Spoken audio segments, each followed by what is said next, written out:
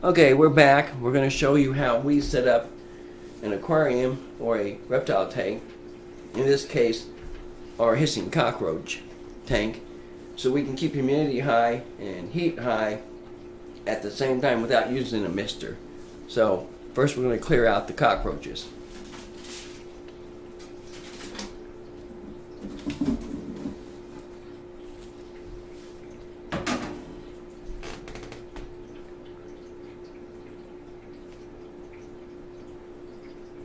Put them in a new spot for a minute so we can clear it all out.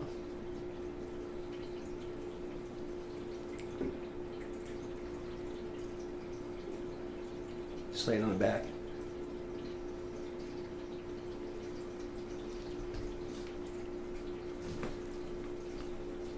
Gotta get them all together here.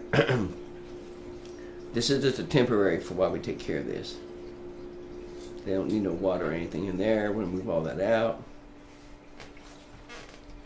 See, what's funny is we got these hissing cockroaches, understanding that they're very prolific. They'll have a lot of kids. Well, it hasn't happened yet. We've had the temperature where everyone says, humidity where everyone says. We've done pretty much all they told us and it ain't happened. But then the other day, we noticed in our one of our cricket cages, loads of baby crickets. So we got something going on there, but we're not sure exactly why these aren't producing, and the crickets are producing like massive wild. Okay, so we're going to clear them out of their home, take a look, see if there's anything in there that's left. Then we're going to dump all the old stuff. Get rid of just about everything we can find that needs to come out of there. Might have to do a little cleaning first, but we're going to dump this.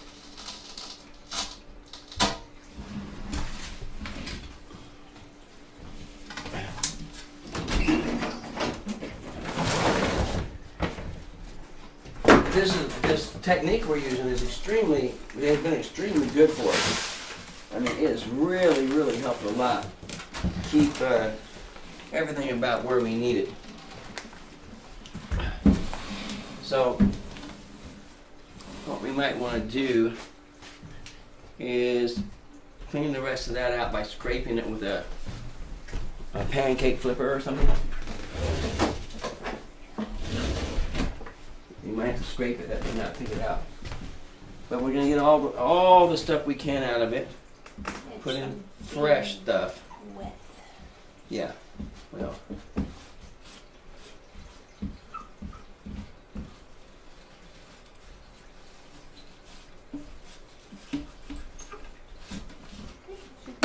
Alright, that should be the rest of it. Alright.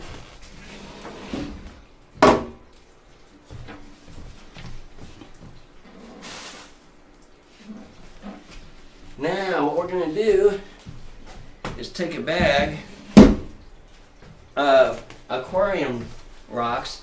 Now make sure you use aquarium rocks because they're not treated with anything.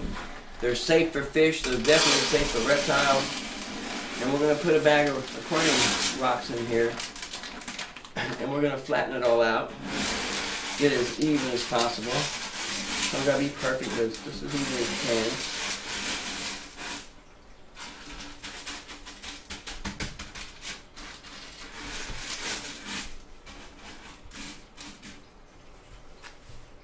Then we're going to take and fill it up with water, just right above the gravel, all the way up to the point above the gravel, slightly. So it's even all the way across. Yeah, making sure you don't leave any open spots.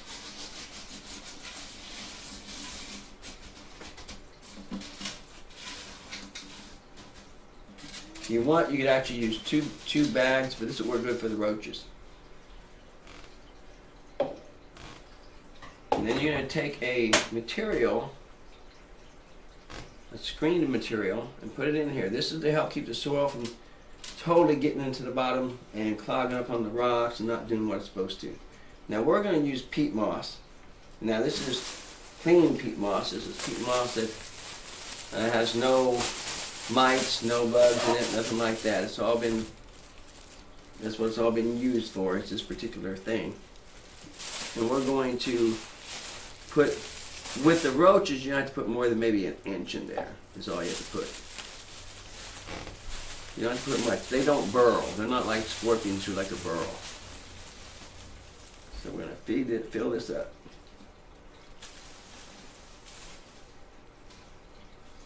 Now while she's doing that, if you want to take a look at our roaches here, I might show you how they're doing. Here they are. Now we got one female over here on this lot that's really big. Hopefully that means she's pregnant. She's going to be popping them out, hopefully. We're just don't know. But that's our Madagascar hissing cockroaches right there. Yeah, they're doing great. So now she's going to level that all out. If you look, making sure it's nice and level.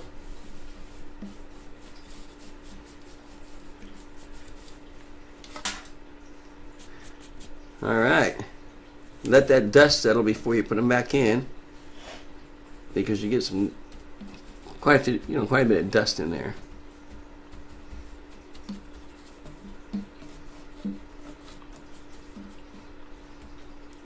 All right, now you're gonna put the water dish back in.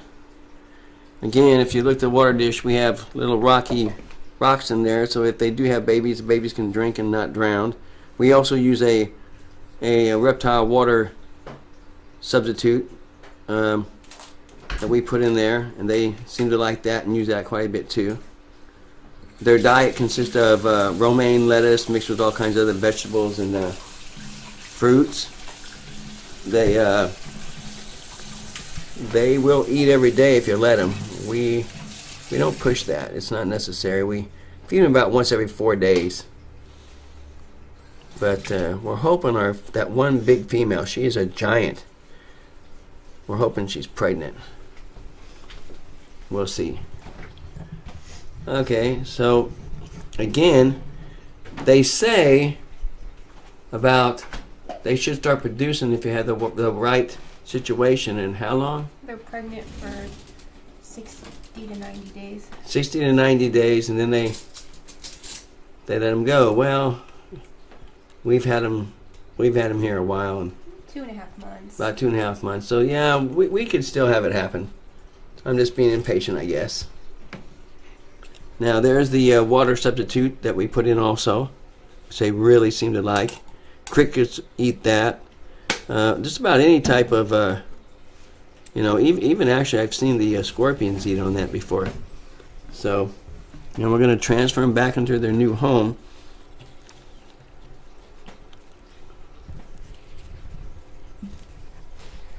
Didn't know that was in there. But it's got that whole thing there. And if there's any on them, you got to be careful. Okay. All right. Come around here where you won't drop it. There's one on the bottom, so be careful. Come around here. And then the one on the bottom, you have to lay it on the side so you don't hit the one on the bottom.